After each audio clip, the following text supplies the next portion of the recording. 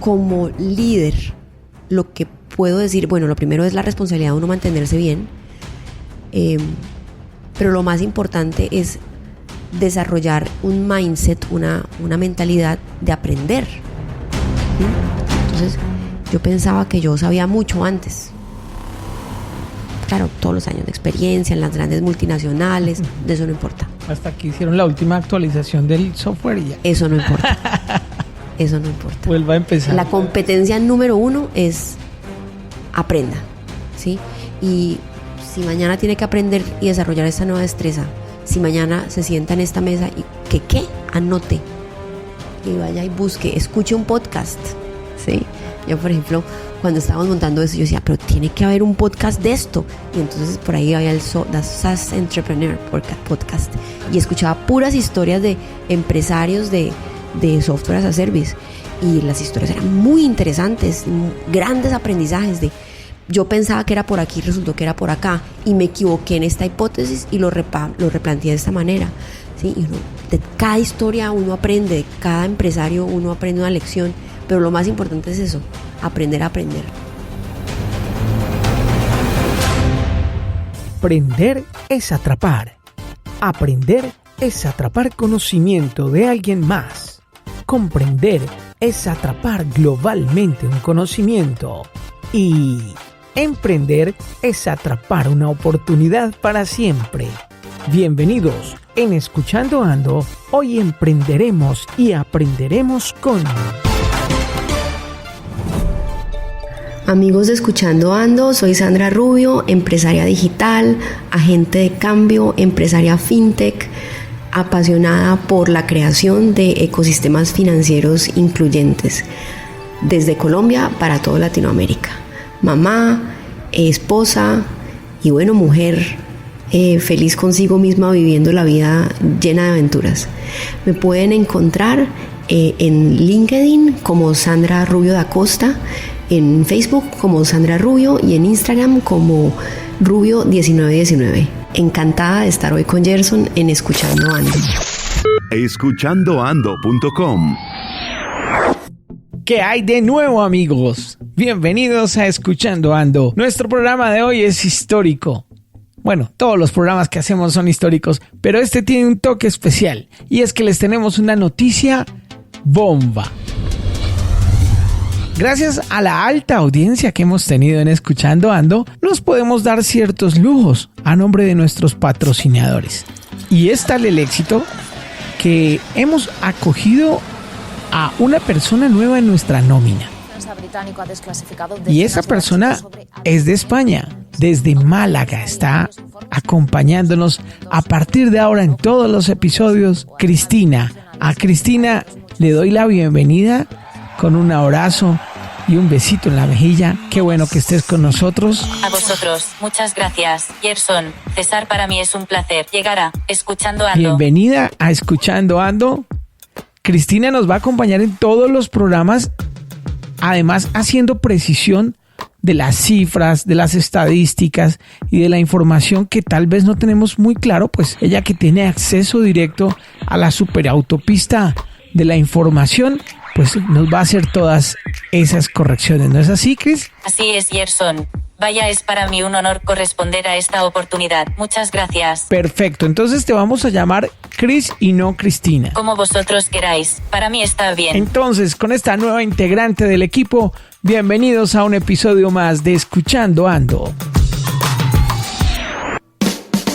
Amigas y amigos, bienvenidos a Escuchando Ando. A partir de este momento, un nuevo episodio con muchos invitados de lujo. Los oyentes que están con nosotros, gracias por haber dado play y por estar aquí en las plataformas principales. Recuerden compartir los episodios de Escuchando Ando, que ya casi llega al número 200, con todos sus amigos y su equipo de trabajo para potencializarlos al máximo. Saludos para la gente que está en los Estados Unidos escuchándonos. Hay mucha gente en el metro conectada con nosotros. Qué bien que nos escuchen allá en el inframundo. Para todos los que están en el metro en ciudades como Nueva York, por ejemplo, pues qué bueno ser su compañía. Y hasta allá, hasta la silla del metro, vamos a llevar a nuestra invitada que es de lujo el día de hoy. Es Sandra Rubio da Costa, que está aquí en Cartagena en un super evento al cual hemos sido invitados, el Women Economic Forum. Y con Sandra vamos a tener un recorrido y un viaje espectacular que viene en los próximos minutos hasta sus oídos. Así que prepárense a aprender, alisten lápiz y papel y hagan de su carro un salón de clases. Bienvenidísima, con un fuerte aplauso, Sandra. Muchísimas gracias. Encantadísima de poder compartir con todos. Y somos todo oídos para aprender de ti. Sabemos que tienes mucho que enseñar y te damos las gracias por estar con nosotros aquí en el micrófono Escuchando Ando.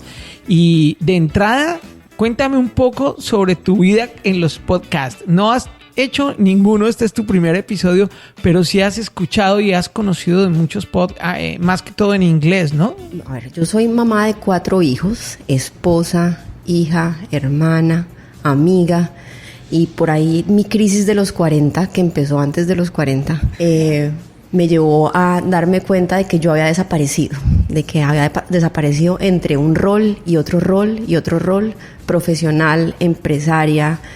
Estaba para todos los roles y Sandrita había desaparecido. Y comenzó una búsqueda de quién era yo y de reencontrarme con las cosas que me encantaban y que me hacían vibrar y que me movían. Y aparecieron los podcasts. Aparecieron los podcasts como fuente de inspiración. Muchísimo podcast de mindset, de crecimiento, de aprender a pensar de manera diferente, de comenzar a cuestionarme paradigmas, a romper paradigmas. Luego vinieron como los podcasts de hacking, de hackear tu propia mente, de hackear tu cuerpo, longevidad, ¿sí? Aprender a vivir, porque ya nosotros vamos a vivir hasta viejitos 100. Yo quiero estar regia, energía, cuerpo, mente. ¿Cómo vamos a llegar a grandes en buenas condiciones? Todos esos podcasts, Ben Greenfield, Dave Asprey, Purple Patch Fitness, que son los amigos de los triatletas regios. La comunidad de Mind Valley, que integra mente, cuerpo, espíritu. Sí, es en una comunidad espectacular en donde he tenido el honor de participar en muchos eventos en varios lugares del mundo. Y apareció Sandra en la ecuación. A punta de podcasts, a punta del hábito de todos los días, como los amigos del metro, aprender media hora, 1 hora, todos los días, mientras corro, tiempo para mí. Eso es lo que he logrado hacer con los podcasts. Me encantan. Y también es una forma de enfocar tu energía porque tienes demasiada, ¿no? Haces muchas cosas y algo que me imagino que has aprendido es administrar correctamente el tiempo. ¿Cómo lo llevas? ¿Cómo administras tu agenda? Yo soy del club de las 5 de la mañana. ¿Sí conoces el libro de Robin Sharma? Lo he escuchado, sí. Sí, el club de las 5 de la mañana es un planteamiento muy interesante. Y tiene todo que ver con que al que madruga Dios le ayuda, ¿sí? Entonces, tú te levantas temprano, ¿sí? Para levantarte temprano hay que acostarse temprano y eso es otra parte de la ecuación y hay que dormir. Sí. La levantada o la acostada temprano. Después de que uno se levanta temprano el primer día y no hace trampa, ya en la noche ya quiere quedarse dormido a las 7. Fantástico. Te levantas a las 5 de la mañana, tienes tiempo para ti. En mi caso yo soy practicante de meditación hace un buen rato, más de 5 años. Tengo ese tiempo como introspección. Luego me levanto, acompaño a mis hijos a la ruta. Mi hijo más chiquito es un perro que se llama Vito y él me saca todos los días a correr. Sí. ¿Qué pues? Levántese. Vamos. Él me saca. Entonces saco a mis hijos a la ruta y mi perro se volvió mi coach, mi entrenador personal. Buenísimo, buenísimo. Él no perdona todos los días, a correr todos los días. Entonces mi primera hora, o sea, el club de las 5 a.m. lo que te dice es madruga, ten 20 minutos de introspección, de oración, de meditación, de reflexión. Ten 20 minutos de movimiento o actividad física y ten 20 minutos de aprender, ¿sí? Entonces yo lo que hago es que esos 20 minutos, en realidad es como 1 hora donde corro y aprendo, Sí. con el podcast, con los podcasts. Están todos los de emprendimiento, Tim Ferriss, que me encanta, bueno, y los de español que te contaba que recientemente estaba descubriendo, que me parecen fantásticos. Y aprovechas para practicar el inglés también. Sí, ya uno llega a cierto punto en donde ni se da cuenta de si está en un idioma o en el otro idioma. Es buenísimo porque uno aprende, practica. También escucho audiolibros de todo tipo, pero entonces esa primera hora como hábito de construcción y de vida te permite arrancar el día súper energizado, súper intencionado. Es mágico. Y sí, entonces mi perro, ya te había hablado que mi perro es mi coach, sí, pero además es mi maestro porque él se pone feliz por las mañanas, él ve los pajaritos, si le parecen lindos, él saluda a las personas y él me ha enseñado a ser así. Sí. Fíjate, es muy respetable que la gente no se levante temprano, están en su derecho y cada uno escoge sus horarios, si quieren ser búhos o si quieren ser gallinas, digámoslo así. Pero la gente que nunca se ha levantado temprano debería de probarlo. Al menos por un mes, por 2 meses, por 3 meses. Uno de los años más felices de mi vida fue en el que me propuse ver todos los días un amanecer y un atardecer. Y duré un año en esa actividad y era mi propósito de vida. Dije, este año voy a hacer lo que sea, pero hay algo que no voy a fallar y es ver los amaneceres y los atardeceres. Y creo que fue uno de los regalos más lindos que me ha dado en la vida. Ojalá la gente tenga la oportunidad de hacerlo. Además, con la cantidad de ventajas, como bien lo dices, que incluye levantarse temprano, está el hecho de hablar con uno mismo, de esa hora por ejemplo, yo me levantaba un poco más temprano, como a las 4:30, pero es una hora que evidentemente hay una energía muy diferente a la del resto del día. Los mejores escritores han hecho sus grandes obras a esa hora, ¿no? En todos los trabajos espirituales se hacen a esa hora, incluso a las 4 de la mañana. Eso en yógico se llama el Amrit Vela, ¿sí? Y es lo que tú acabas de decir. Es la energía de antes de que salga el sol. Es poderosísima. Entonces, respondiendo a tu pregunta, volviendo al inicio, y es cuando uno es capaz de construir hábitos de estructura, de crecimiento y empoderamiento para uno mismo, pues el resto del día, facilita tanto las cosas en todas las otras dimensiones de su ser. Entonces uno, a mí me da, volviendo a hablar de mi perro, ¿no? Que uno aprende tantas cosas. ¿Cómo se llama el perro? Es un perro lindo. Este podcast hay que poner el título. Sandra y Vito. Mentira, se ponen celosos mis hijos. Pero sí vamos a poner la foto para que la gente lo conozca. Mi perro, ya me perdí con el cuento del perro. Me hiciste perder. Todos los días cuando salimos a correr, uno ve el mundo con ojos diferentes. Uno ve el mundo con qué alegría, ¿sí? Mi perro es un perro libre, él no usa collar, ¿sí? Él sabe que para poder ser independiente, pues debe ser responsable y debe ser autónomo. Él cruza calles, a nosotros decimos que hasta entiende el asunto del semáforo, mira a los dos lados, pide permiso. Entonces tú sales a la calle por la mañana y ahí está mi perro, que es un gentleman, es así una cosa hermosa, autónomo, responsable, feliz, que va corriendo, ¿no? O sea, va en lo que está haciendo. Y sale el perro del vecino, y el perro del vecino es todo estresado, con una energía toda horrible, y te vas a dar cuenta y seguramente que el vecino es igual. Entonces el señor seguramente que arranca el día y le timbra el despertador. Maldito despertador, y lo apaga la primera vez y vuelve y se monta en el carro y madre, le pita a la gente, le echa el madrazo al uno, le echa el madrazo al otro, pone las noticias, se agarra y dice estos malditos, y así arranca su día, ¿sí? Entonces, si nosotros arrancamos el día con todas esas posibilidades de ver la vida con ojos de belleza, de mover nuestro cuerpo, de calmar nuestra mente, de intencionar nuestra vida, de tener esa reflexión, vamos a parecernos más a Vito y menos al perro del vecino que se la pasa gruñendo y ladrándole a todo el mundo, porque así somos los seres humanos también. Por sus perros los conoceréis. Y en tu caso, esa materia prima, ese ese input que tienes es el que te sirve para entregarlo el resto del día. Si uno no le mete cosas a su mente, a su espíritu, a su cuerpo, pues ¿cómo va qué es lo que va a ofrecer al resto del día, ¿no? Bueno, te estaba hablando de mi crisis de los 40, ¿cierto? Entonces yo decía... ¿A qué le llamas crisis de los 40 para poner en contexto los que no han sufrido crisis de los 40? Vamos a preguntarle a Cris. Claro, lo que por mucho tiempo se llamó crisis de los 40. Hoy la psicología prefiere denominarla crisis de la mediana edad, término que busca describir un periodo de cuestionamiento personal que comúnmente ocurre al alcanzar la medianía de la expectativa de vida moderna. Gracias, Cris. En la comunidad femenina, no sé qué pasa, pero comienzan a pasar un montón de cosas. O sea, esto es como, puede tener, yo no sé, que ver con el, bueno, no sé si, no sé, reloj biológico, tic-tac, tic-tac, tic-tac.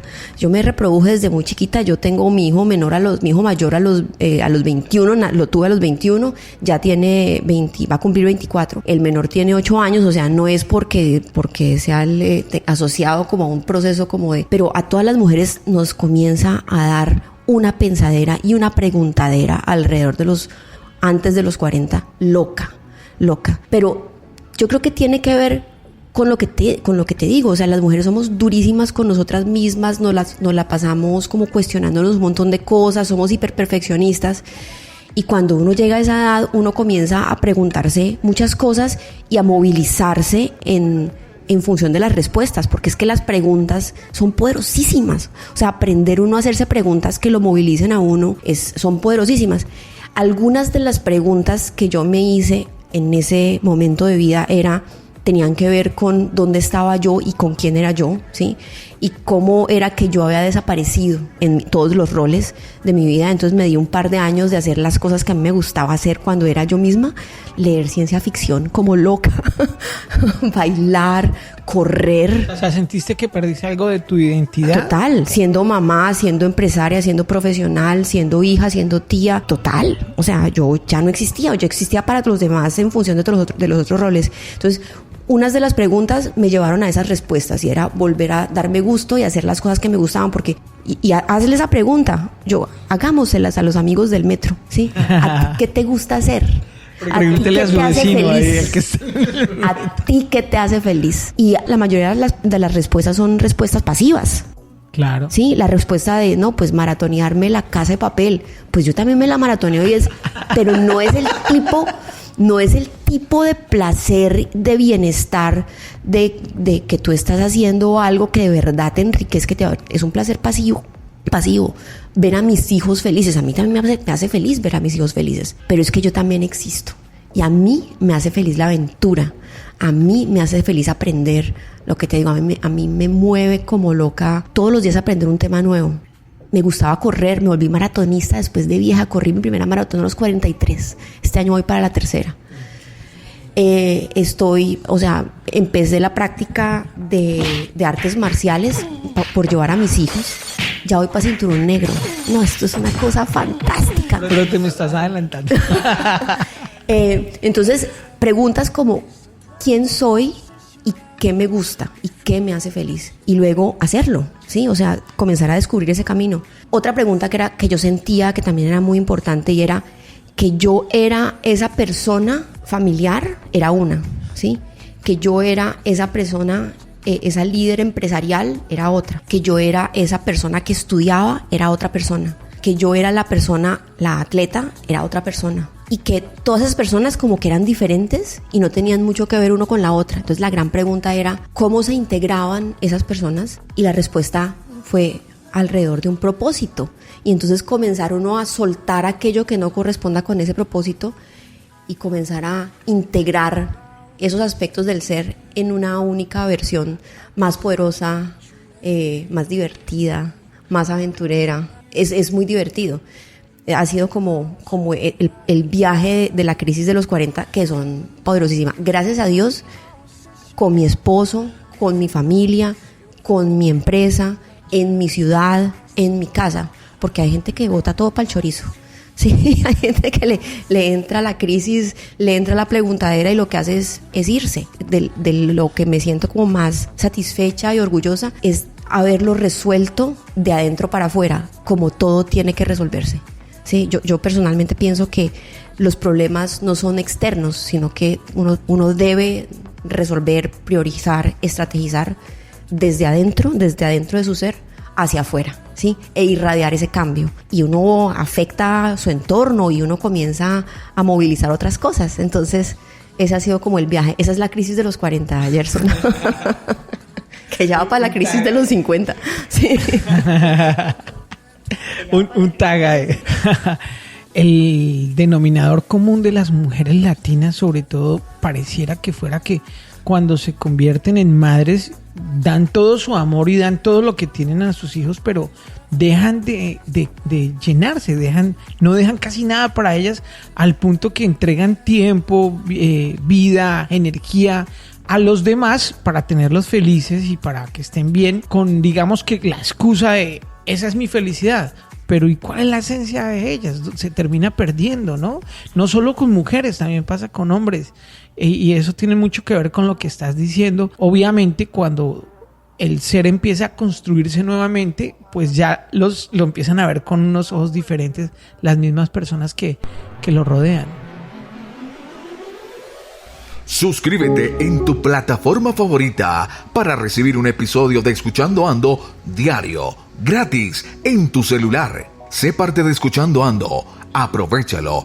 Este podcast es tuyo, para ti y para tu equipo de trabajo. Suscribiéndote obtendrás información privilegiada para potenciar tu emprendimiento. Maná, crianza orgánica. Los peces producidos en los novedosos sistemas de Maná, crianza orgánica, viven en agua purificada constantemente y son criados sin antibióticos ni hormonas, de manera segura, trazable y sostenible. Maná comercializa tu producción de peces, crustáceos y moluscos de consumo humano, así como vegetales orgánicos, y te acompaña en el proceso de principio a fin. La próxima vez que pidas pescado, que sea de Maná, crianza orgánica, y disfrútalo. Buongiorno, buon pomeriggio, buonanotte. Stiamo in escuchandoando.com. Ci incontrano in YouTube, Spotify, Deezer o la sua piattaforma favorita, che lo possano godere. Tenere un piacere enorme ascoltando tutto questo programma. Grazie, ciao.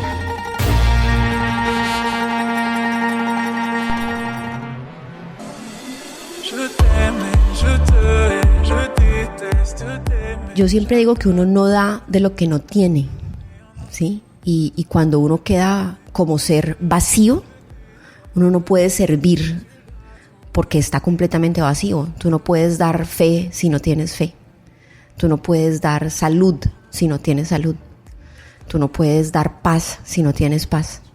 Entonces la tarea, y me parece que es una de las cosas lindas de ese aprendizaje, es cuidarse a sí mismo, el autocuidado, y hacerse uno primero responsable de uno mismo para poder ser desde otro punto de vista compartiendo con las demás personas, pero no esos esquemas de codependencia que tú acabas de describir que son tan comunes.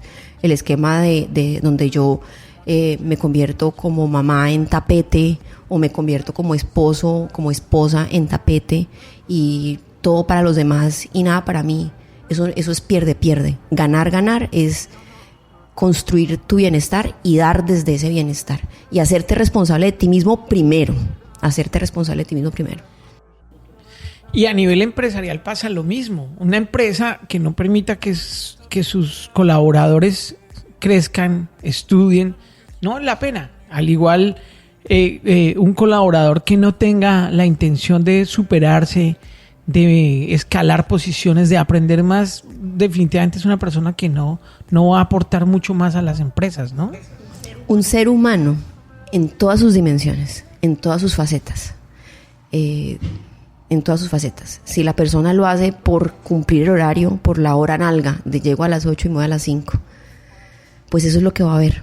El tipo de relación, de crecimiento, va a ser una transacción de yo llego, me siento y me voy.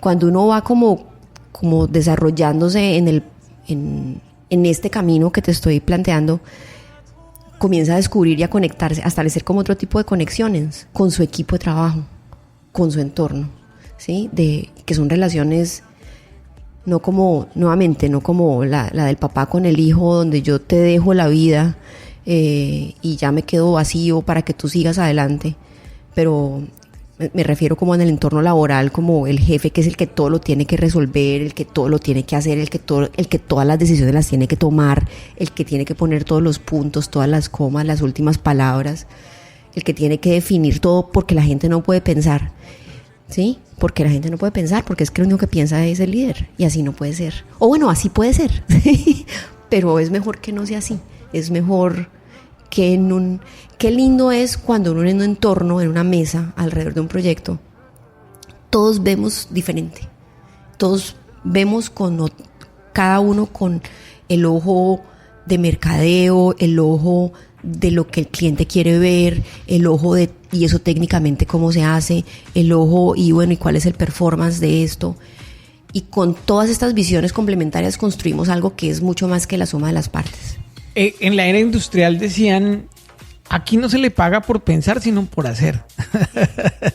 Y ahora ya es a la gente a la que hay que pagarles a la que piensa, porque ya por hacerlo hacen las máquinas, lo hace la inteligencia. Y colaboramos, ¿no? Y, o sea, de hecho, yo quiero ser parte de este proyecto. Es el nuevo empleado, ¿sí? Yo quiero hacer parte de esto, yo quiero contribuir con este propósito. Quiero dejar este impacto en el mundo porque creo en este proyecto y creo en este sueño. Y son bien diferentes, ¿sí? Son bien diferentes el tipo de aportes, el tipo de construcciones. Bueno, los millennials, que todo el mundo se queja tanto de eso, funcionan de esa manera, ¿no? Es como, hay mucho como líder en la posición de liderazgo, ven, esto es lo que queremos contribuir y cómo puedes tú sumar a esto, y ellos suman de 1000 maneras diferentísimas, cada quien desde sus talentos únicos, desde sus perspectivas únicas, desde sus visiones únicas. ¿Cómo es posible que hay empresas donde no hay un anciano contratado para que opine, para que dé su concepto sobre las decisiones que se van a tomar? O sea, no hay gente de tercera edad trabajando, y es gente que sabe impresionante. Y no están en las mesas, no están en las salas, no están en ninguna parte, simplemente los tienen desechados. Me gustaría mucho que hagamos un recorrido por las empresas en las que has trabajado. Has tenido la fortuna de trabajar en multinacionales y hoy tienes tu propia compañía. ¿Cómo fue todo ese recorrido desde la óptica del management? ¿Qué aprendiste en cada lugar? ¿Qué enseñanzas te dio la vida hasta llegar a hoy a donde estás? Bueno, voy a empezar desde 1992, mi primer trabajo. Mi papá nos regaló... En esa época no había internet. No, ahorita voy a ser un poquito más gráfica. Mi papá nos regaló... ¿Cuánto? 5 años. Que así le correspondió 18 años. Nos regaló trabajar y estudiar, ¿sí? Y eso fue duro, fue bien duro. Mi primer trabajo fue en 1992 en el Banco de Colombia como auxiliar de gerencia, secretaria, ¿sí? De una de las bancas, un trabajo que me consiguió mi tía muy linda, pues para poder pagarme la universidad en Bogotá, porque yo venía, pues yo soy caleña, y duro, o sea, empieza uno a trabajar. Me acuerdo que esa época era hora Gaviria, salía de la casa, hora Gaviria. Hora Gaviria. Hora de Gaviria. Según Wikipedia, racionamiento. El gobierno del entonces presidente de Colombia, César Gaviria, decidió tomar medidas de racionamiento. El lunes 2 de marzo el gobierno anunció cortes de luz eléctrica. En ciudades como Bogotá hubo racionamiento energético hasta por 9 horas y en las islas de San Andrés y Providencia por 18 horas. Para los que no lo saben, hora Gaviria era de noche, había que levantarse porque a alguien se le ocurrió correr el reloj más temprano para ahorrar más energía que se estaba acabando. Un fenómeno del niño muy fuerte que generó... Tienes una memoria. Un fenómeno del niño fuertísimo que generó que todo el sistema de generación hidroeléctrica colombiana colapsara absolutamente. Entonces nos quedamos sin energía en este país y un año. Era como otro planeta. Para los que iban al colegio y eso era una película completa porque la gente se levantaba de noche. Una hora antes. Debería, imagínate, algo disruptivo hacerlo en esta época, solo por, así como hoy el día sin carro. Hoy es el día de levantarnos a las 3 de la mañana a trabajar. Y bueno, yo salía recién llegada a Bogotá, que Bogotá, pues Cali es una ciudad caliente y Bogotá es una ciudad fría. Qué frío tan berraco. Y en esa época. Ahorita con el calentamiento global se ha arreglado un poco. Salíamos muy temprano en la mañana y llegaba muy tarde en la noche. De ese trabajo me comenzó a ir muy bien en la banca Banco de Colombia, 1992. Recientemente he tenido oportunidad de volver al edificio, por supuesto a juntas directivas en otro nivel y en otra situación, todavía queriendo muchísimo ese banco, queriendo mucho al Banco Colombia, porque pues fue y sigue siendo una entidad muy especial para mí, en mi corazón, lo quiero un montón. Y me pasó lo que le pasa a las mujeres que se enamoran y se embarazan. Y tuve mi primer hijo y fue dificilísimo porque tuve que tomar la decisión de a los 21 años de decir, o mando a este niño, o dejo de trabajar y dejo de estudiar y me vuelvo para Cali, o mando a este niño a que alguien lo cuide y yo dejo de ser su mamá. Y esa claridad tan loca a los 21 años, no me voy a rebuscar, pero yo voy a ser la mamá de ese niño porque lo amo. Normalmente los crían los abuelos. Aquí fui yo en esa época. Lo alimenté, o sea, monté mi primer negocio, fue mi primer emprendimiento, fue mi primera empresa. Y era una empresa súper chusquísima. Se llamaba Aqua Comunicaciones. Y producíamos eventos culturales. Entonces yo tenía mis amigos, produjimos comunicaciones para Festival de Cine Cartagena, para Festival de Cine de Bogotá, produjimos un montón de cosas, para United International Pictures, hicimos mucha gestión cultural. A mí eso me fascinaba. Y esa década fue impresionante. Sí, fue fantástico. Hacíamos como publicidad, comunicaciones, manejo de imagen, mercadeo, pero mercadeo como relacional, que en esa época no existía. Me divertí un montón, conocí una gente fantástica y pude estar los primeros 2 años de mi niño con mi niño encima todo el tiempo. O sea, mi oficina era con mi niño encima todo el tiempo. Fue una cosa muy chévere. Nos mató lo que mata a todas las compañías en Colombia y en todas partes, que es el flujo de caja. Claro, a ti un proveedor 90 y 120 días y uno teniendo que pagar arriendo y teniendo que vivir, muy duro, ¿sí? Pero fue fantástico. Y aquí te voy a decir una cosa que es muy importante, porque una de las cosas que he venido descubriendo y que me movilizan alrededor de mi propósito es el empoderamiento femenino. Soy una estadística más. La mayoría de las mujeres emprendemos para poder estar con nuestra familia, ¿sí? Porque para nosotros es más importante estar con nuestra familia que continuar nuestra carrera profesional. O sea, hacemos unos parones brutales y tomamos unas decisiones de ese tipo. A mí me costó una quiebra fuertísima. Eso, pagaba una tarjeta de crédito con la otra tarjeta de crédito para poder seguir estudiando en la universidad, para poder estar con mi niño. Las mujeres hacemos eso. Yo tenía una carrera profesional en banca muy, muy buena. Yo era trader de mesa de dinero a los 21 años. Bueno, Y nada, o sea, me paré, me puse a hacer este otro tema, volví cuando ya mi hijo cumplió 2 años, ya mi mamá se vino a vivir a Bogotá, ya se dieron las cosas diferente para poder como continuar con el apoyo pues de la familia, y ya volví a encontrar un nuevo trabajo, pero entonces esta vez me vinculé con tecnología, y me vinculé con tecnología por una razón muy bonita, porque esta era una compañía de software que amo profundamente, pero profundamente, yo pensé que iba a ser mi vida.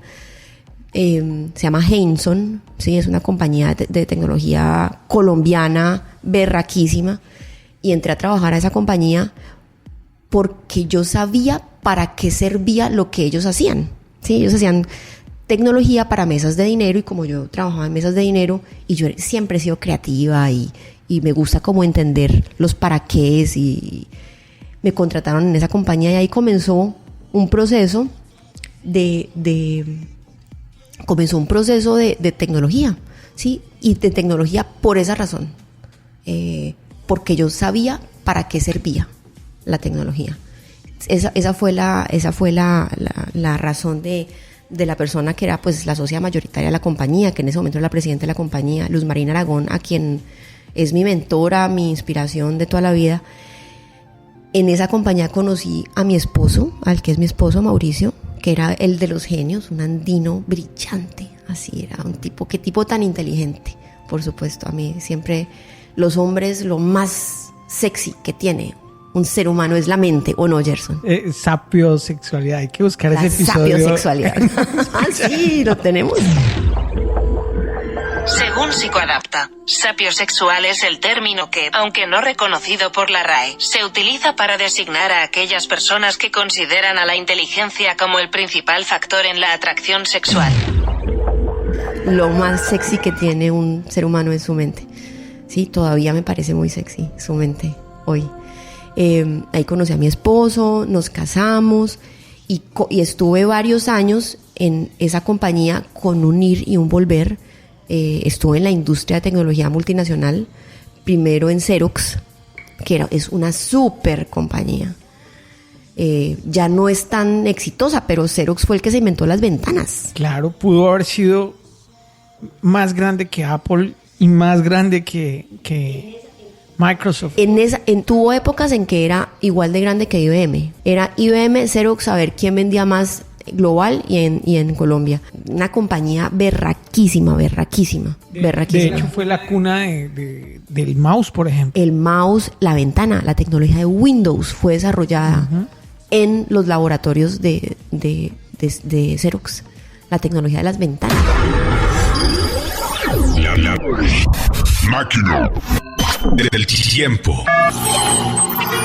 Hoy, en La Máquina del Tiempo, recordamos el episodio número 103 con Steve Jobs, 25 años después. Cuando alguien ama lo que hace, se nota. Cuando no amas lo que haces, se nota aún más. Hola a todo el mundo. Hoy hablaremos del creador de esa y otra cantidad de frases que dejan mucho que pensar en un hombre que es absolutamente pionero, líder y sobre todo un gran innovador.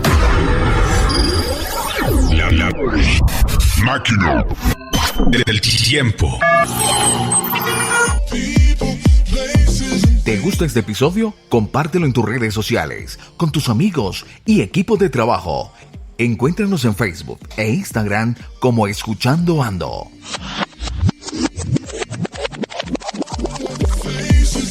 ¿Y en qué año estuviste allí? Yo llegué a Xerox en 2001 y después es que nunca me gustó el hardware, lo siento, yo no podía con el hardware, yo soy una persona de procesos, y me fui para Microsoft un tiempo con la práctica de ERPs. Antes de que la comprara Microsoft, eso se llamaba Great Plains, y después cuando la compró Microsoft, que comenzó a llamarse la división de Business Solutions, y después volví otra vez a Heinsohn, ya como vicepresidente de mercadeo y ventas, y allá estuve varios años, en total en Heinsohn estuve 8 años. Fue mi escuela, mi casa. ¿Y cuál es el estado actual de esa compañía? Es una berraquera compañía. Hoy se llama Heinsohn Business Technology. Debe tener 1,000 personas. Es una casa de software berraquísima. Una compañía muy técnica. Siguen haciendo lo mismo. Hermano, imagínese, tecnología, software. Grandes proyectos. Pero para los mismos clientes. Pues es para muchos clientes. Hay una práctica en sector público grande, hay una práctica en ERPs muy grande, hay una práctica en pensiones y cesantías en sector financiero enorme. Cuando yo entré la segunda vez a Heinsohn, me acuerdo que eran como 200 personas y el que era mi jefe en ese momento me decía: yo quiero que seamos 500, y fuimos 500 al poquito tiempo. Eso se multiplicó, hicimos grandes proyectos, grandes proyectos. La estrategia con la que yo entré a Heinsohn fue, ellos tenían un negocio muy cautivo, que era el negocio de los fondos, de los fondos de inversión, de los fondos de pensiones, y digamos que pues ese era un negocio cautivo, con poquitos clientes, y la estrategia de mi jefe fue: no se meta ahí, porque eso ya todos estamos mirando, o sea, los huevos de esa canasta, no queremos más manos en esa canasta, más bien pongamos huevos en otras canastas, traigamos más canastas, y así fue. Implementamos un negocio que fue súper exitoso. en esa época nadie daba un peso por por la operación de ERPs de Henson, y montamos un negocio con SAP que sigue siendo líder en Latinoamérica y en el mundo. Muy chévere, un negocio con ERPs en pymes, y pues se abrió otra canasta que pesa ya hoy como el 50% de una compañía mucho más grande. Pero entonces el cuento fue que nuevamente tuve a mi tercer hijo, y bueno, hasta ahí va bien, teóricamente, pero ¡pum!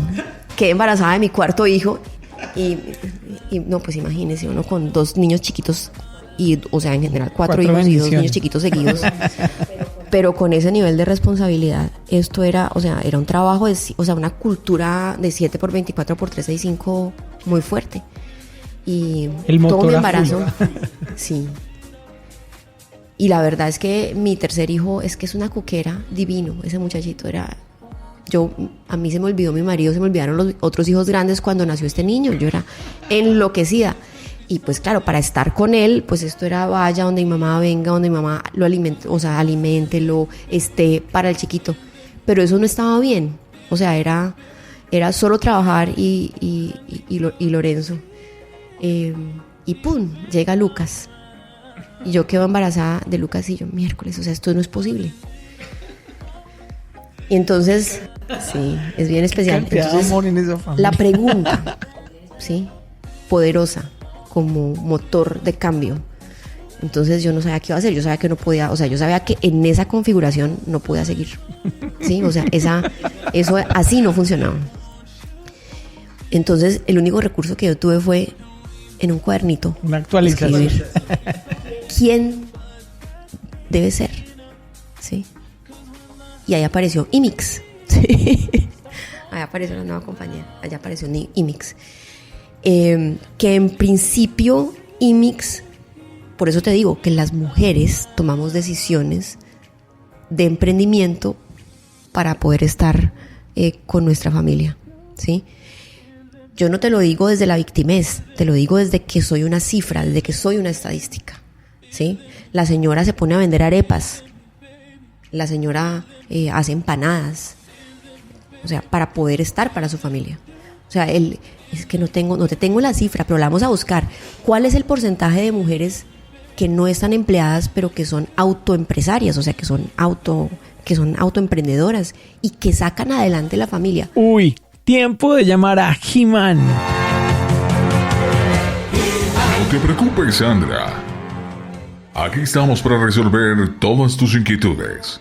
La proporción de mujeres emprendedoras en Colombia creció un 68% en el 2016. El aumento del emprendimiento femenino en el país pasó de 15% en el 2014 al 25% el año pasado, posicionando al país como el de mayor incremento en la materia en Latinoamérica y el Caribe.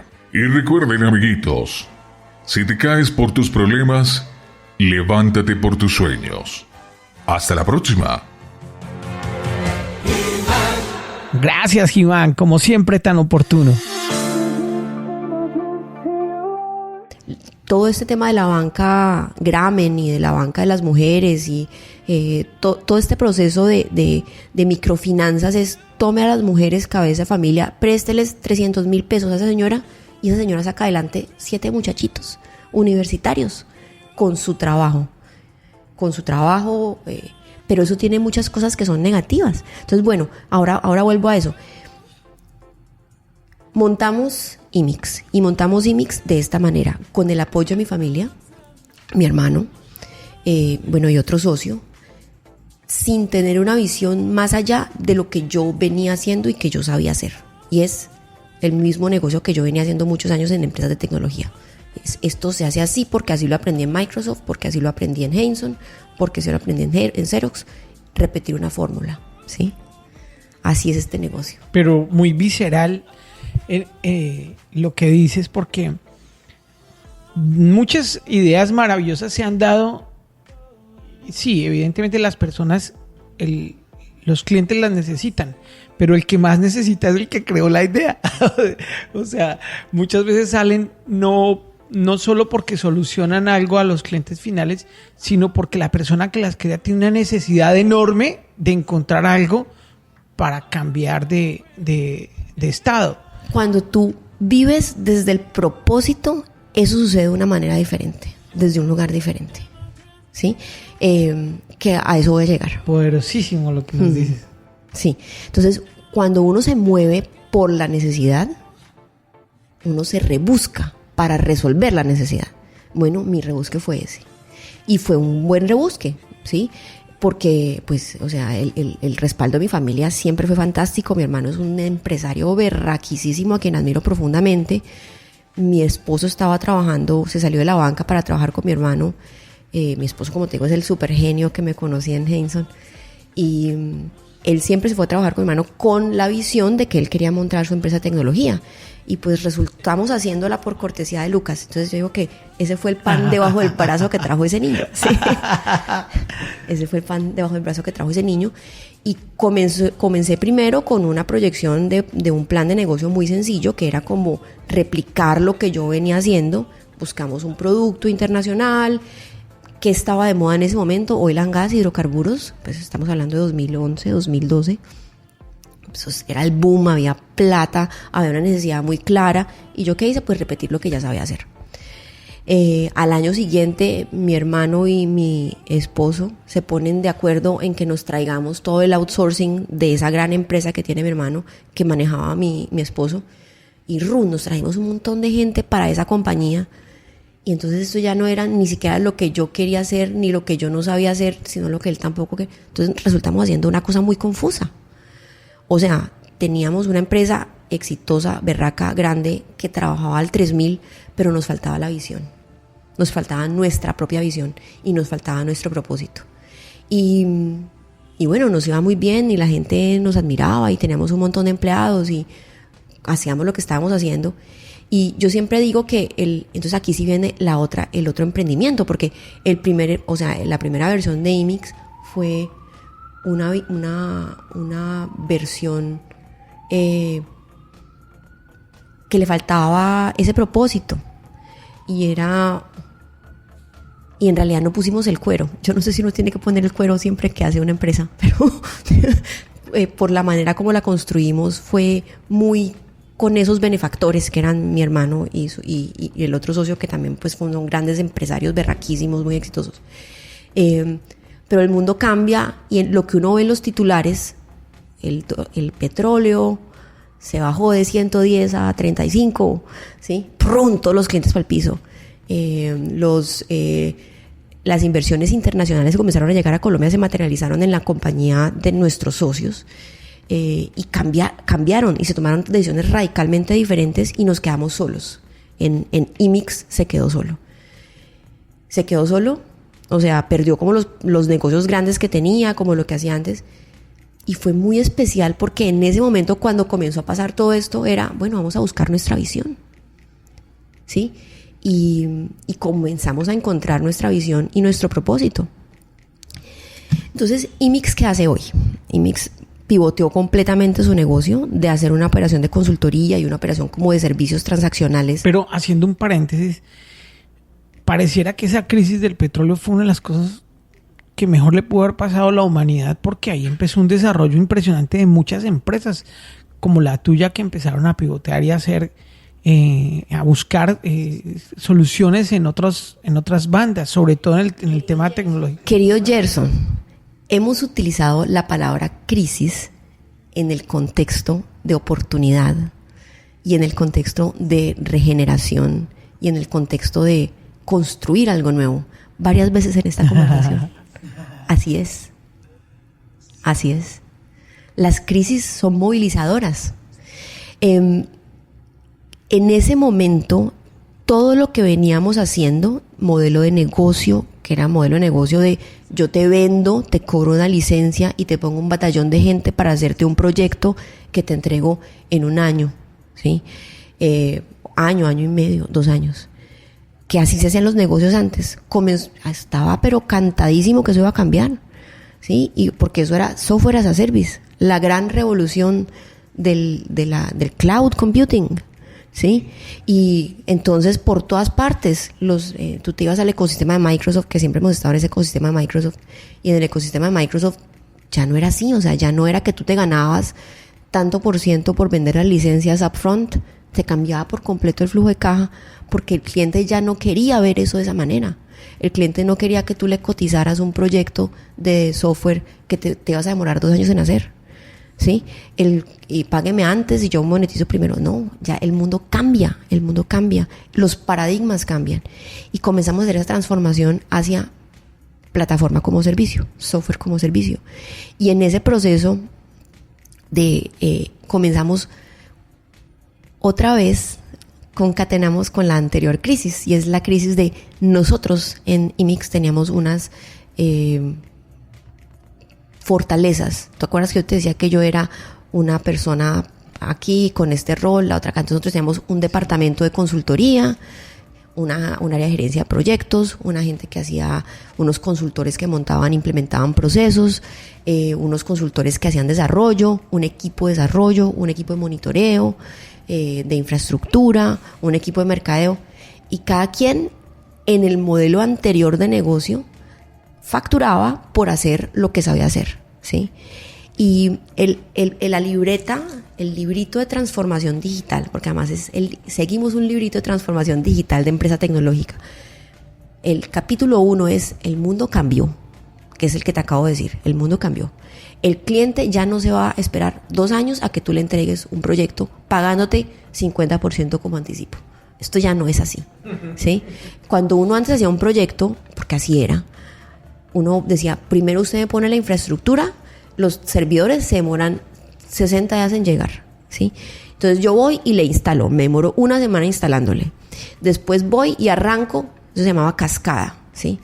Y uno lo que hacía es que cogía un proyecto grande y primero lo definía, después lo estructuraba, después lo desarrollaba, después lo probaba y después lo entregaba, y por allá al tiempo lo ponía a funcionar, ¿sí? Eso se llama la metodología cascada. Por supuesto, era diferentísimo. Cuando comienza a ver el cloud computing, usted lo que hace es que despliega en la línea en 30 segundos. O sea, mañana, este es tu proyecto. Y la gente comienza a ver que eso es así, como que ya no toca hacer toda esta vuelta. O sea, ¿qué es esto? Entonces, lo que te dice el manual de transformación, lo que te decía el manual de transformación digital del 2017 era, el cliente ya no se va a aguantar todo eso. El cliente lo que quiere es inmediata percepción del valor. El cliente lo que quiere es contratar algo que le haga mucho sentido, que le aporte mucho valor. ¿Cómo hace uno para construir un producto que tenga una ventaja competitiva, que resuelva un problema? ¿Sí? Ya no es desarrolle unos skills en esa tecnología para ponerlos a funcionar. Porque da para eso. Y los emprendedores y oyentes que nos escuchan, extrapolen lo que Sandra está diciendo a su empresa, y uno debe mirar lo que están haciendo compañías en otro ámbito, porque si ellos lo hacen muy bien y muy eficiente, la gente, los clientes van a querer lo mismo, así sea que lo hayan visto en otro ámbito. Me explico. Si las personas ven que una empresa, digamos, de software les atiende inmediatamente y les soluciona un problema, luego van a llegar a una lavandería y van a querer eso mismo en versión lavandería. O van a llegar a un restaurante y van a querer eso mismo en versión restaurante. Y si nos damos cuenta, las personas no distinguen entre una categoría de empresa y otra a la hora de querer un buen servicio o una atención rápida. Simplemente dicen, pero usted ¿por qué no me va a solucionar esto si en Rappi me lo solucionaron en un momento? O ¿por qué usted no me va a dar este servicio si en Uber me lo dan? Las personas no tienen esa línea, ¿no? Es que, bueno, te voy a contar una anécdota de mi primer trabajo en 1992, ¿sí? Y te la voy a extrapolar a una revolución tecnológica. Mi primer trabajo yo te dije que era como secretaria, ¿sí? Entonces uno se sentaba en un escritorio grande como este de madera, y el jefe y uno tenía 2 gavetas, una gaveta de entrada y una gaveta de salida, ¿sí? Y había un señor que era el patinador o mensajero interno. Su trabajo consistía en que lo de la gaveta de salida se lo llevaba al de al lado, y lo de la gaveta de entrada uno se lo pasaba al jefe, que le ponía un chulito. Ese era el correo electrónico, ¿sí? Ese era el correo electrónico. Por supuesto, cuando llega el correo electrónico, pues qué pena, pero señores mensajeros son menos. Señores patinadores, la posición en el banco ya no existe o ya es muchísimo menor, porque toda la distribución de los documentos es electrónica, ¿sí? Cuando usted se va, por supuesto, a mis hijos, yo les digo, es que antes uno tenía que, había el correo y había un señor que recogía las cartas, entonces uno iba a un lugar y uno entregaba el papel y había un señor que lo recogía y se lo lo montaban en un avión y había otro señor que lo entregaba en la otra punta. Esto ya hoy no existe, esto ya hoy es el mensaje, es la llamada telefónica, es el chat, es el correo electrónico. ¿Cuándo usted vio que hubiera un sindicato de mensajeros? Porque ya no puedan llevar las cartas. O sea, un cambio tecnológico y una disrupción tecnológica, un cambio en el modelo de negocio genera un impacto enorme. Tan es así que, o sea, las cosas se caen de su propio peso. La gente a veces piensa que los robots vinieron a quitarles el trabajo y eso no es así. Es que ese trabajo nunca debió haber existido. Porque la gente está para hacer las cosas que los robots no pueden hacer y las labores de operador de máquina plana hay que dejárselas a los robots. O sea, desde siempre debió haber sido así de cierta manera. O sea, ¿por qué seres humanos haciendo tareas aburridas? Sin alma. No, nunca debió haber sido así. Es un bache que hubo en el desarrollo humano, que lo aceptamos y ya fue una realidad como era industrial, pero que ya no más. O sea, la gente no debe sentirse mal de no poder seguir haciendo cosas que puede hacer un robot, sino antes deben abrazar a los robots y decir qué chévere que ahora usted, robot, va a hacer la tarea aburrida que me tocaba a mí hacer toda la vida. El mundo es cambio, es un continuo cambio. Y volviendo a mi lección empresarial, que está buenísima, cuando tú ves que el mundo cambia, que te está cambiando en la cara, que te están cambiando los titulares, que te están porque lo ves, que los clientes, te quedaste sin clientes porque se quebraron todos, porque se fueron del país, que ya la gente no quiere, ya la gente no quiere comprar como tú les vendías antes. Cambió, ¿sí? Hay que ponerse las pilas y hay que pellizcarse, hay que ver cómo es lo que viene y hay que comenzar a transitar ese camino. El manual que nosotros seguimos, porque fue como un manual, yo siempre he sido bastante estudiosa, un manualito me dieron en Microsoft, el manual de transformación digital del negocio, y fui a un par de cursos sobre eso. Te decía, cree a partir, y eso no tiene nada diferente de construir una ventaja competitiva como para cualquier empresa, y es, ¿qué es lo que usted es bueno haciendo? ¿Qué es lo que el mundo necesita? ¿Qué le apasiona hacer? ¿Sí? ¿Cuál es el problema que quiere resolver? Y nosotros llevábamos haciendo para la empresa de nuestros anteriores socios tecnología para inclusión financiera con canales alternativos. Y comenzamos oye, pues es que esto lo estamos haciendo muy bien, pero lo venimos haciendo de otra manera, con otro modelo de negocio, sí, teniendo otra visión de lo que después se convirtió en un neobanco fantástico. Queríamos construir la nuestra y comenzamos para construir la visión. Ahí sí, esa fue la segunda emprendimiento. Ese fue cuando las mujeres, es una barrera, las mujeres cuando hacemos algo por necesidad, ¿sí? Bueno, ahí está lo que estábamos diciendo hace un rato. Hacemos lo que podemos para resolver un problema que tenemos, ¿no? Pero cuando nos enamoramos, o sea, un empresario tiene una visión de resolver un problema y se enamora y se apasiona de cómo resolver ese problema y del impacto que puede generar en el mundo a partir de resolverlo, apalancándose en sus fortalezas, desarrollando un modelo de negocio competitivo, es completamente diferente la historia del caso de negocio que uno hace. Y desde dónde lo hace como líder. Me refiero a la pasión. Me refiero a a soñar con resolver un problema y con generar un impacto en el mundo. Entonces comenzamos, eso se volvió IMIX en el 2017 y en el 2017. Y fue muy difícil. Y pusimos el cuero, ¿sí? Lo pusimos porque te decía que al comienzo fue relativamente fácil económicamente. No, ahora ya no. Sí, ahora sí fue. Uh-huh. Yo creo que sí. Ya no estaban los jeques árabes. Ya no estaban los... ya no estaban los que apoyaban. Nos fuimos mi esposo y yo. Mi esposo es mi socio, mi vecino de colchón, mi compañero de oficina, el padre de mis hijos, es pues mi gran amor. Imagínese la cantidad de roles ahí. No es una relación obvia, ¿no? No es el camino más fácil ni el camino más obvio, pero es el camino y es el tipo de relación que elegimos los dos tener. Sobre todo un ejemplo para mucha gente que cree que no se puede emprender en familia. Hay que aprender a resolver los problemas. Hay que aprender a resolver los problemas. Hay que aprender a gestionar las dificultades. Hay que aprender a confiar el uno en el otro. Hay que aprender a llamar la atención cuando hay que llamar la atención. Hay que aprender a traer a su pareja, al otro, a hacerlo consciente de algo que de pronto no es consciente. Y hay que aprender que cuando a uno lo llaman también a, oye, toma conciencia de esto, oye, mira, tienes que ver esto con estos ojos, a escuchar desde la humildad. Y siempre actuar desde el amor, eso es lo más importante. Siempre actuar desde el amor, desde que es lo primero. Entonces, comenzamos a transformar una compañía a la antigüita de servicios tecnológicos que hacía proyectos de desarrollo en una compañía fintech de plataforma, ¿sí?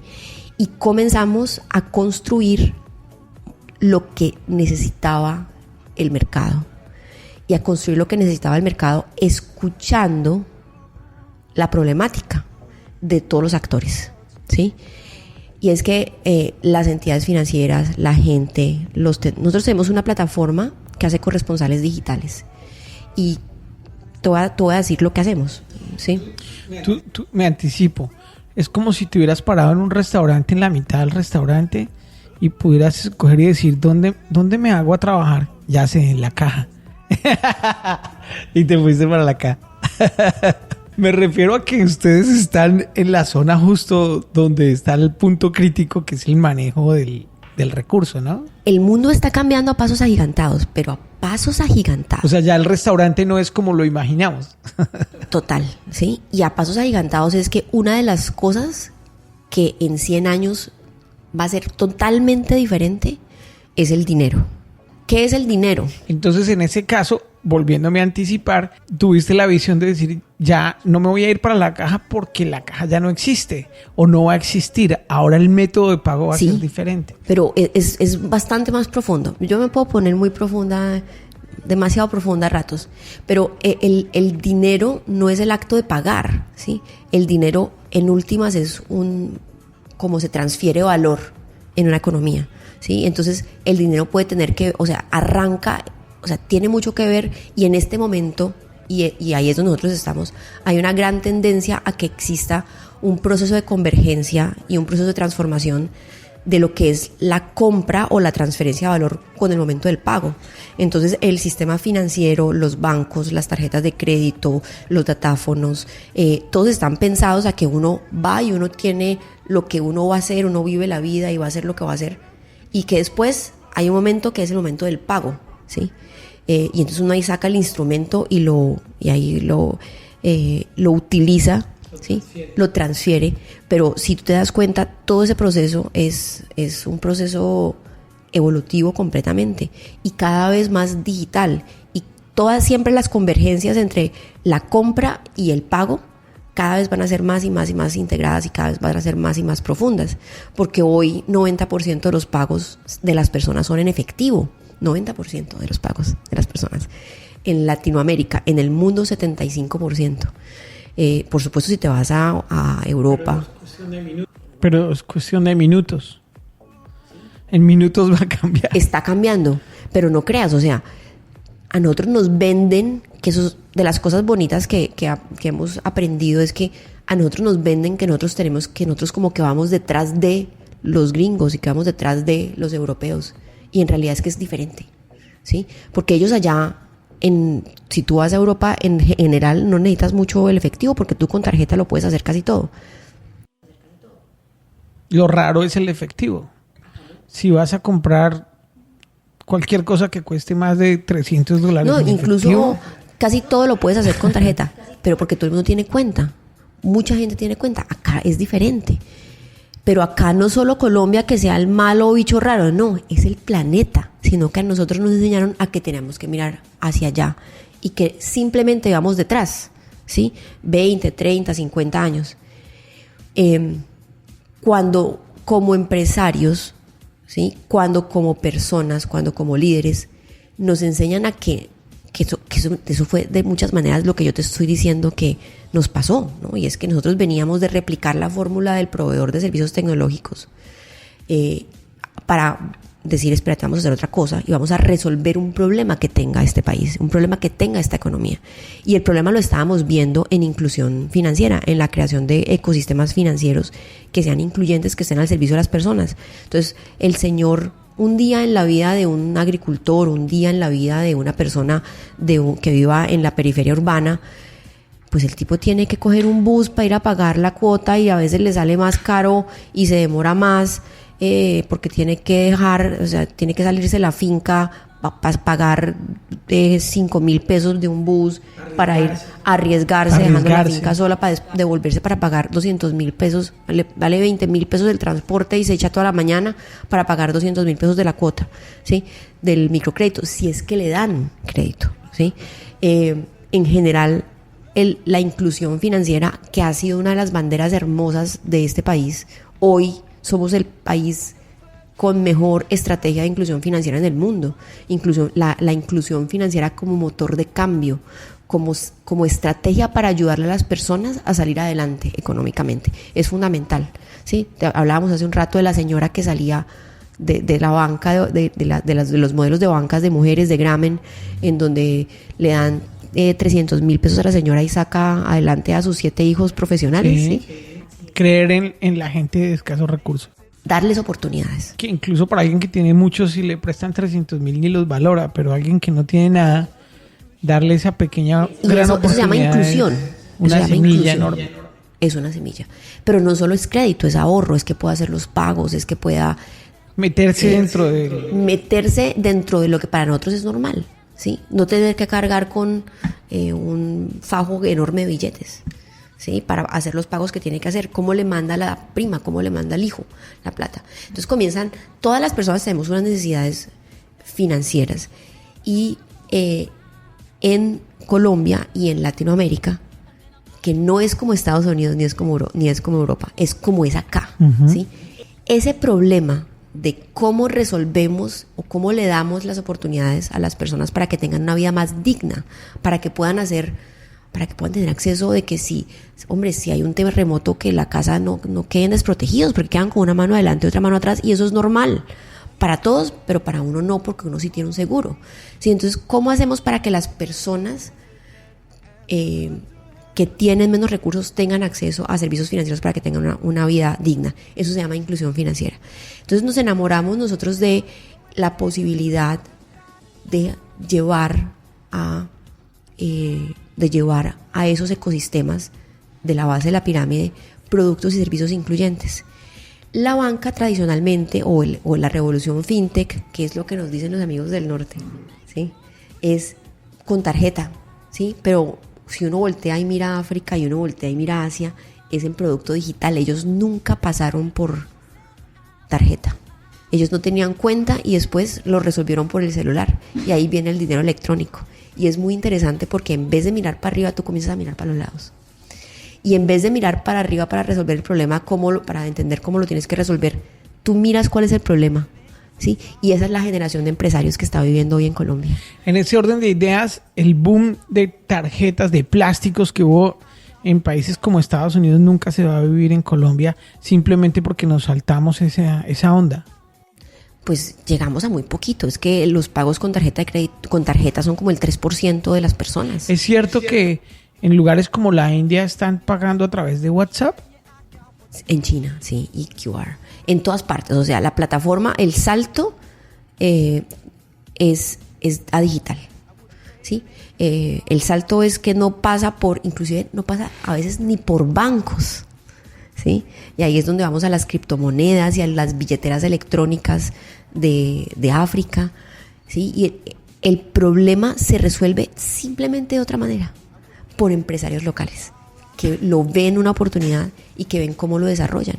Entonces, eso es lo que está sucediendo en Colombia y se llama la revolución fintech que estamos viviendo nosotros hoy en este país. Vuelvo a IMIX, ¿sí? Y lo que sucede es que eso es muy chistoso porque en serio uno a veces no sabe lo que está haciendo y está haciendo, decía Comte, por más que nos pese somos de nuestro tiempo, ¿sí? Por más que nos pese somos de nuestro tiempo. Estábamos construyendo una plataforma fintech y había otro montón de gente que estaba haciendo lo mismo. Había otro montón de gente que desde diferentes lugares de tecnologías, desde diferentes modelos de negocio, estaba mirando los problemas que había en materia de inclusión, de calidad de los productos y los servicios, mirando para todos lados cómo los podía resolver y comenzando a montar sus negocios de plataforma y sus negocios digitales. Porque es que con la nueva tecnología, con las nuevas posibilidades tecnológicas, los cambios son loquísimos. O sea, la posibilidad de generar un impacto, de transformar ecosistemas es enorme. La atracción, la velocidad con la que sucede eso es enorme. Entonces nosotros en 2017 hicimos el lanzamiento de nuestra plataforma, que en su momento la llamamos plataforma de agentes móviles y corresponsales bancarios, que lo que planteaba era digitalizar, independizando del hardware y prestando como más servicios, la posibilidad de que los corresponsales bancarios hagan más transacciones y presten más servicios en su comunidad y en su ecosistema. Lanzamos esa plataforma en septiembre del 2017. El 2018 fue un año en donde nos llamaron mucho para como startup. No éramos una startup porque llevábamos ya varios años, pero estábamos pivoteando el negocio con una plataforma nueva que resolvía unos problemas muy interesantes para banca y para microfinanzas, y que los resolvía en Colombia, en Ecuador, en Perú y en Centroamérica, ¿sí? Porque muy rápidamente nos dimos cuenta de que lo que nosotros teníamos tenía mucho mercado fuera, y de hecho nuestra ventaja competitiva era más grande, estábamos años adelante en Ecuador particularmente, en Perú también. Fantástico, lo que estábamos proponiendo era muy bien acogido, y comenzamos a salir del país primero con unos caminos que no conocíamos, no sabíamos que existían, no conocíamos, pero nos comienzan a llamar a concursos de startup fintech y comenzamos a hablar nuevos idiomas, nuevos recursos, y comenzamos a gente. Y comenzamos a entender que el problema ya no era solo transaccional, sino que cuando uno construye un ecosistema digital, lo primero que uno tiene que pensar es en la gente que es parte de ese ecosistema digital. Entonces comenzamos a pensar, porque ese negocio antes estaba pensado solo en que funcionara, solo en transacciones cash in, cash out, cash in, cash out. Pesos entran, pesos sales, como una caja registradora como la que tú decías. Pero bueno, que era como en tu figura el cajero del restaurante. Sí, mete los pesos, saca los pesos. Y no, ¿qué más hace esa persona? ¿Sí? Entonces comenzamos a desarrollar la experiencia de usuario del comerciante, del dueño del comercio, de la persona que atiende, y a entender el poder que tiene esa persona como agente de cambio, como líder de transformación digital para la inclusión financiera en su comunidad. Y comenzamos también a conectarlo con la experiencia de usuario del operador de la red, que el operador de la red son las entidades financieras, pero también hay otros tipos de red, son fintechs, son otros tipos de redes que prestan diferentes servicios. Ellos cómo quieren controlar esa posibilidad de creación de esa red de tan alta capilaridad, y nos preocupamos por su experiencia de usuario, cuáles son sus objetivos, colocación de producto digital, vender más. Ellos siempre van a ver digital como una autopista de crecimiento. Entonces estamos conectando esa posibilidad de alta tecnología, procesos de alta tecnología, productos de alta tecnología, negocios de alta tecnología, con el enfoque humano de la persona que está, del comerciante, del tendero del barrio, ¿sí?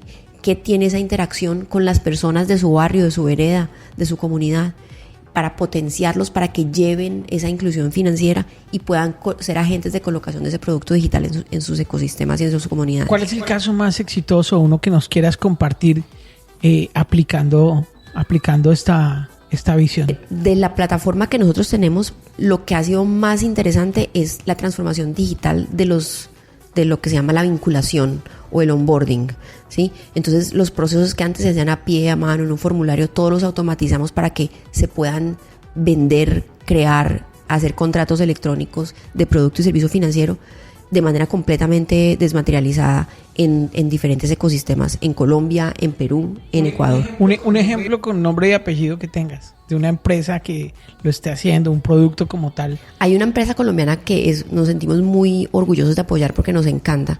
Es una empresa paisa que se llama Asiste Crédito, que ellos hacen fiado digital en tiendas, en retail, ¿sí?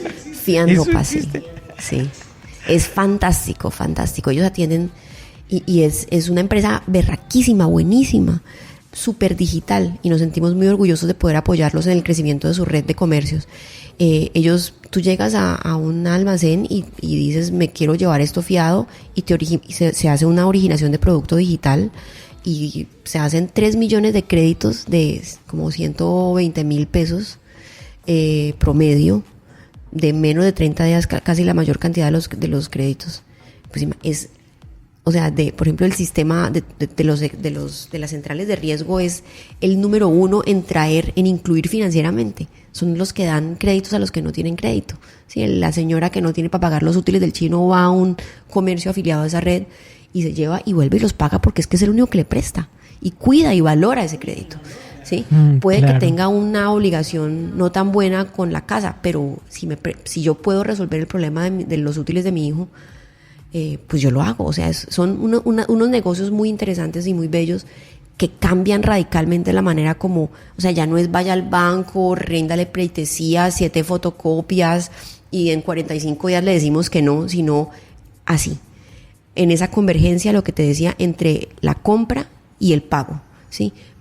Un esquema de una financiación en donde es cashless, en donde no hay crédito y tampoco tiene tarjeta. O sea, es más, ni siquiera es un banco. O sea, son unos modelos de negocio fantásticos en los que creemos profundamente que tienen un impacto hermosísimo en las comunidades y que son de gran contribución para el país. Teniendo presente que las monedas de la manera que las conocemos van a desaparecer y van a terminar siendo digitales todas, ¿cómo ves ese futuro? ¿Qué crees que pase? O sea, ¿qué va a pesar y qué no a la hora de que el comercio o los consumidores, que finalmente son los que mandan, decidan trabajar con una moneda u otra? Bueno, lo que va a pasar va a ser muy incierto y hay muchas teorías y muchas hipótesis, pero el dinero es un concepto que ha sido etéreo y que ha sido volátil. Si te acuerdas, los chipchas comerciaban con sal, ¿sí? Las monedas las hacían localmente cada feudo, cada finca. El primer como registro de una transacción electrónica que no fuera de una transacción no electrónica, no electrónica, sino una transacción financiera. Sí, había gente que tenía unos discos pesadísimos de piedra, ¿sí? Y para moverlos era un camello, entonces decía, ¿sabe qué? Téngamelos usted ahí, pero son míos, ¿sí? Para no moverlos. Entonces hay una historia de cuando la venta de Luisiana de Francia a Estados Unidos. Sí. No, pues imagínese el peligro de uno llevarse unos barcos a atravesar el Atlántico, pesadísimo. Por un símbolo. Por llevarse el oro, ¿no? Entonces Francia dijo, téngame esa plata ahí, ¿sí? Y me la va devolviendo, pues, o sea, es mía. Y entonces la metieron por allá, pero ya no era la moneda, comienza a dejar de ser la moneda. Son registros electrónicos. Hoy el banco es un registro electrónico. Sí, ya no dice. Hace mucho rato que el peso oro, sí ve que dice, los billetes dicen 100 pesos oro, no, eso ya no representa oro del que hay en la bóveda. Son transacciones electrónicas. Y eso va a dejar de pasar por la banca central, que eso son las criptomonedas, y va a dejar de pasar por las entidades financieras. Y van a haber muchas monedas diferentes. Los programas de fidelización, las millas, es un muy buen ejemplo de una moneda que se utiliza en ciertos contextos, que es una moneda internacional que se utiliza en ciertos contextos. Yo creo que a futuro, finalmente, lo que va a ocurrir con todo este boom digital en las monedas es que van a haber tantas opciones que las personas van a terminar pudiendo decidir en pequeñas comunidades cuál va a ser su moneda y van a estar dispuestos a transar con ella, y eso nos va a acercar más a la misma comunidad y a la misma gente, al mismo grupo, a la misma familia. Pero interoperables, o sea, pequeñas y en escala global, ¿sí? Un cliente nuestro que es muy interesante. Prestan un servicio de outsourcing muy complejo y desde el comienzo se daban cuenta que la gente lo hace, o sea, es un trabajo que se hace desde la casa en el computador. Y abrieron el portal y resultó que todo el mundo era venezolano, ¿sí? Eran venezolanos, entonces dijimos, pues paguemos en blockchain, ¿sí? En bitcoins. Desde el primer día dijeron, pues paguemos en bitcoins. Y eso les ha salido gratis el trabajo. El trabajo les ha salido gratis, pero o sea, la mano de obra les salió gratis por haber desarrollado como esa estrategia. Entonces, lo que está pasando nuevamente para los amigos del metro, para el que tenga un problema, es píllesela. De la bicicleta por la Caracas en este momento en Bogotá. Píllesela. Mire para los lados. Mire para los lados, ¿sí? Mire para los lados, piénsela. ¿Cuál es el problema? ¿Para dónde va el mundo? ¿Qué puede resolver? Y sea creativo. Porque las cosas están cambiando a pasos agigantados. Y si usted sigue pensando que toda la vida he tenido mi radio, el taxi que con el radio, y es que yo no lo suelto porque ahí me botan muchas carreras, se queda sin carreras en 3 meses pagando la cuota del radio. Son negocios que se transforman en 2 segundos. Hay que estar atento a las señales y hay que pensar fuera de la caja. Y ahí vuelvo a anotar con lo que hablábamos al comienzo. Como líder, la responsabilidad de uno es mantenerse uno bien, ¿sí? Mantener uno la cabeza en su sitio, mantener los ojos abiertos, con ojos de turista, como dice mi amigo, ¿no? ¿Qué es lo que está pasando? ¿Por qué hoy esto fue diferente? ¿Esto qué significa? Este titular de prensa, ¿qué me está diciendo? ¿Para dónde va el mundo? Porque si uno se aferra a lo que está haciendo y no es capaz de evolucionar su negocio, hermano, bailas, como dicen mis hijos. Hay que llenarse de valor para tener algo para ofrecer. Hay que llenarse de herramientas, hay que llenarse de ideas, hay que llenarse de valor y de fe para construir, ¿sí? Entonces, lo último que ha pasado es que en este año, ha sido muy positivo lo que hemos hecho. Nos dimos cuenta que en Colombia nos estaban tomando decisiones y rápidamente tomamos la decisión de salir a países vecinos que nos han acogido de manera muy interesante. Ya recibimos nuestro primer inversionista internacional, estamos cerrando inversión con otro fondo y hemos aprendido todo el tiempo y cada vez vemos más claro cómo podemos contribuir para la creación y la profundización de ese ecosistema físico-digital incluyente. Phygital se llama en inglés, que es como el punto en que converge la persona en su ecosistema con transacciones y productos digitales. Ha sido un viaje de todos los días aprender algo nuevo. Como líder, lo que puedo decir, lo primero es la responsabilidad de uno mantenerse bien,